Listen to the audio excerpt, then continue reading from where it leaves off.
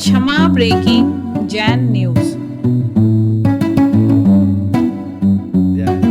उससे पहले आज अपने बीच पारस चैनल के डायरेक्टर प्रकाश जी मोदी उपस्थित हैं और आज उन्होंने जो मुझे जानकारी दी कि उन्हें एक अतिरिक्त विशिष्ट दायित्व मिला है। समाज की सेवा करने के लिए भारत सरकार ने उन्हें अल्पसंख्यक आयोग का, राष्ट्रीय अल्पसंख्यक आयोग का सदस्य बनाया है, जिसमें अभी धनंजय जी गुंडे थे। हाँ, वो भी है ना, वो तो उसके अध्यक्ष थे। हाँ, सदस्य हैं, बहुत बढ़िया। उसमें एक्सपर्ट पैनलिस्ट बने हैं, बहुत अच्छी बात है। एक बार आप सभी इनका जोरदार अभिनंदन करें। वो संक्षेप में अपनी बात भी रखें और सवाल भी करें। ओम, 2 ही मिनट बचा, 5 मिनट, वो बढ़ जाएगा आपको देख के ऐसे। हेलो, आपका चैनल है। बोले देवाधिदेव 1008 श्री आदिनाथ भगवान की। और सभी लोग दोनों हाथों को अपने उठा करके प्रमाण सागर जी महाराज के जयकारा लगाएंगे। दोनों हाथों को श्रीफल बना लीजिए। बोले प्रमाण सागर जी महाराज की। शंका समाधान प्रणेता विश्व गुरु हमारे प्रमाण सागर जी महाराज की। 2 लाइन गुरुदेव के सामने पहले अपने विचारों को रखता हूं, उसके बाद गुरुदेव से प्रश्न का समाधान चाहूंगा। आचार्य गुरुवर विद्यासागर के वरद हस्त से निकला एक सितारा। आचार्य गुरुवर विद्यासागर के वरद हस्त से निकला एक सितारा, जिसने सारे जग में फैला दिया उजाला। नाम उनका आचार्य श्री ने सोच समझ करके ही रखा। जिन शासन की सभी जिज्ञासा प्रामाणिकता से बतलाते हो, इसीलिए मुनि प्रमाण सागर रखा। याद है महावीर जयंती का वो ऐतिहासिक दिन। याद है वो महावीर जयंती का ऐतिहासिक दिन, जिस दिन अपने वस्त्रों को त्यागा था। उसी दिन से भक्तों के मन में शंका का समाधान बताया था। आज आपके मुखारविंद से दुनिया जिन शासन को समझ पा रही है, पारस टीवी का सौभाग्य जो आपके इस महान कार्य को दुनिया तक पहुंचाने का मौका पा रही है। हे गुरुवर, बस यही भावना, हे गुरुवर, बस यही भावना कि आपका अनुसरण कर मुझे चिन्मय मिल जाए और सारी दुनिया नाता टूट सिद्ध शिला में स्थान मिल जाए। नमोस्तु नमोस्तु नमोस्तु भगवान। आचार्य भगवान विद्यासागर जी महाराज के एक ऐसे संत जिन्होंने अपनी वाणी के माध्यम से पूरे भारतवर्ष ही नहीं 172 देशों में करोड़ों लोगों के दिल में, चाहे वो जैन हो चाहे अजैन हो, हर किसी के दिल में शंका समाधान के माध्यम से जो स्थान पाया है, वो स्थान आज गुरुवर की उस वाणी से मिला है। जिस वाणी के माध्यम से आज गुरुवर जन जन का कल्याण करते हैं। और आज आपको मैं बतलाते हुए गर्व से कहना चाहता हूं कि पारस चैनल की अगर सबसे ज्यादा टीआरपी है तो वो शंका समाधान प्रोग्राम की है। और शंका समाधान का प्रोग्राम जैनों के अलावा अन्य समाज के घरों में 6:20 जरूर खुलता है और गुरुवर की वाणी से उनके जीवन में एक नई संचय का ऊर्जा खिलता है। गुरुदेव, आपके चरणों में मैं एक ऐसी समस्या रखने जा रहा हूं कि जिस समस्या के माध्यम से आज हर परिवार दुखी है और ये समस्या बहुत विकराल रूप लेते चली जा रही है।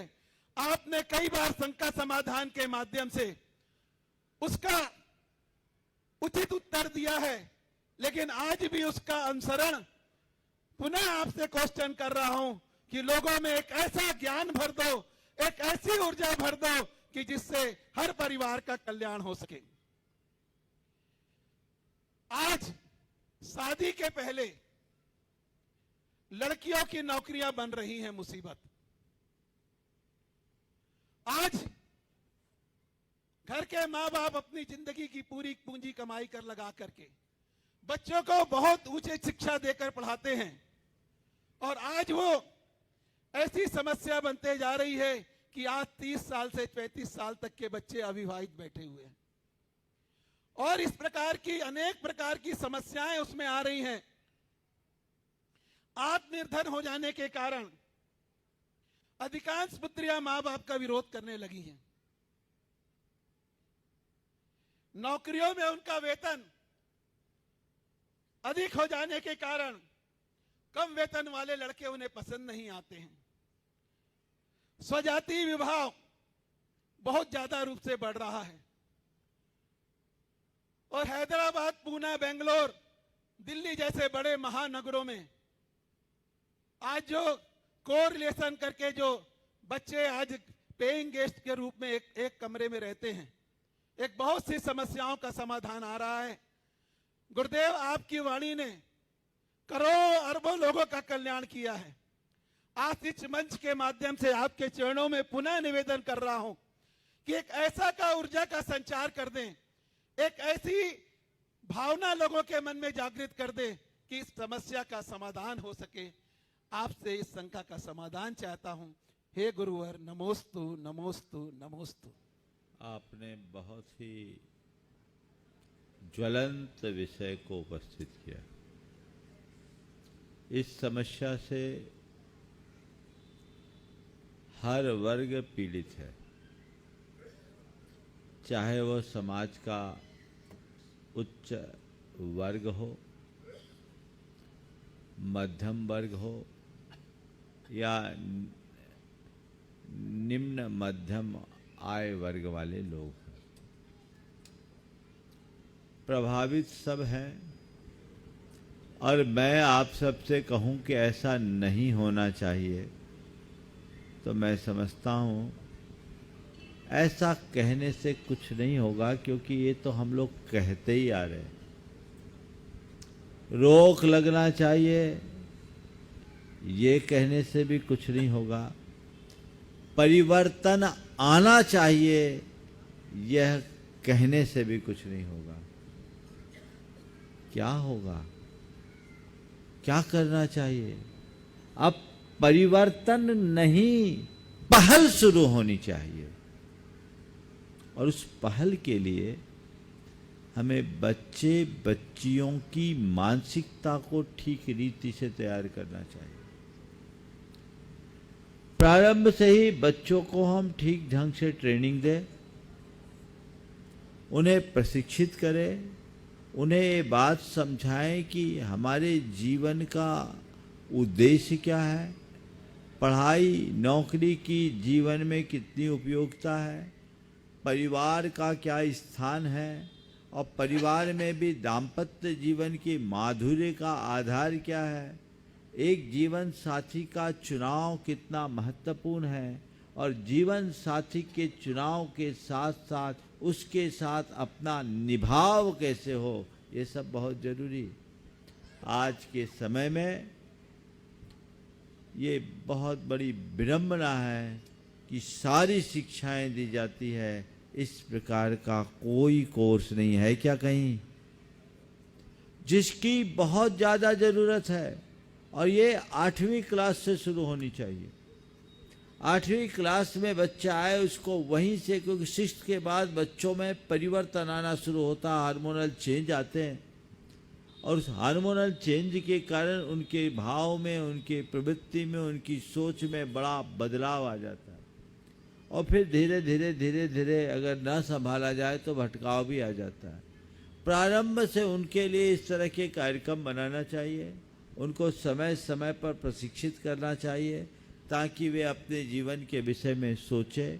बच्चे हो या बच्चियां, पढ़ना लिखना बुरा नहीं है और अच्छी पैकेज पाकर जॉब करना भी मेरी नज़र में बुरा नहीं है, वो करे। गुरुदेव भी बच्चे और बच्चियों को बहुत प्रोत्साहित करते हैं, लेकिन एक बात सदैव ध्यान रखना चाहिए, परिवार के लिए जॉब है, जॉब के लिए परिवार नहीं, ये बात ध्यान में रखें। और जीवन साथी का चुनाव भी उसी हिसाब से करें।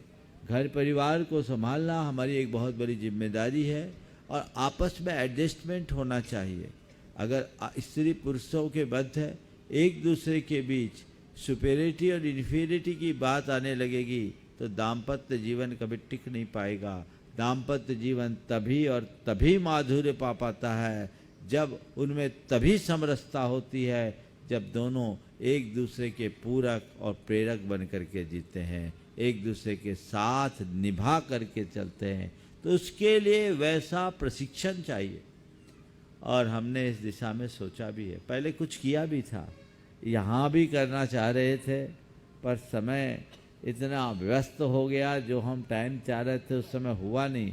लेकिन मैं चाहता हूँ, मैंने एक्ट प्रोग्राम बहुत सारे चलाए, accept change and transform act programme, उससे युवाओं में बड़ी प्रेरणा जगी। अनुकूलता बने तो देखता हूँ पंछियाँ। हाँ, अब हम दिसंबर में आपके बीच रहेंगे तो जरूर करेंगे ये कार्यक्रम करें, लेकिन कहीं भी रहे, ऑनलाइन भी हो सकता है। अब इस तरह के कार्यक्रम होने चाहिए, छोटे छोटे ग्रुपों में, एक साथ हजारों लोगों के समूह में ये कार्यक्रम नहीं हो पाता।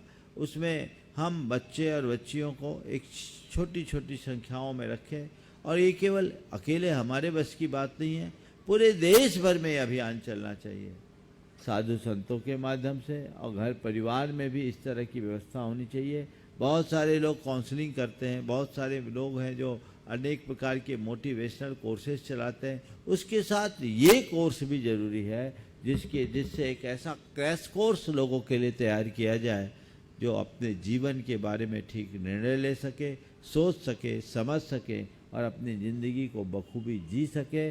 बाकी ऊपर की चमक दमक से कुछ भी परिणाम आने वाला नहीं है, हमें गहराई से उतर करके देखना चाहिए, तभी ये सब परिणाम आएंगे। और मैं आपसे भी कहता हूँ, ऐसे कार्यक्रमों को चैनलों के माध्यम से भी प्रोत्साहित किया जाए, क्योंकि सभी लोगों को समक्ष ला करके इस तरह के कार्यक्रम करा पाना शायद प्रैक्टिकल नहीं है, लेकिन एक इस तरह की क्रांति समाज में होनी चाहिए जिससे परिवर्तन की शुरुआत हो और लोगों की सोच बदले, जीवन की धारा बदले, तो सब चीज़ें हो जाएगी। आजकल तो जिस तरह की स्थितियां बन रही है, लिव इन जैसा कंसेप्ट जितनी तेज़ी से अपना पांव पसार रहा है, वो हमारी समाज की पूरी आंतरिक स्वास्थ्य को ले लेगा, हमारी समाज की मर्यादाओं को तार तार कर देने वाला है। तो इन सब से सबको बचना और बचाना चाहिए और तथ्यात्मक ढंग से इन बातों को प्रस्तुत करना चाहिए ताकि उनका जीवन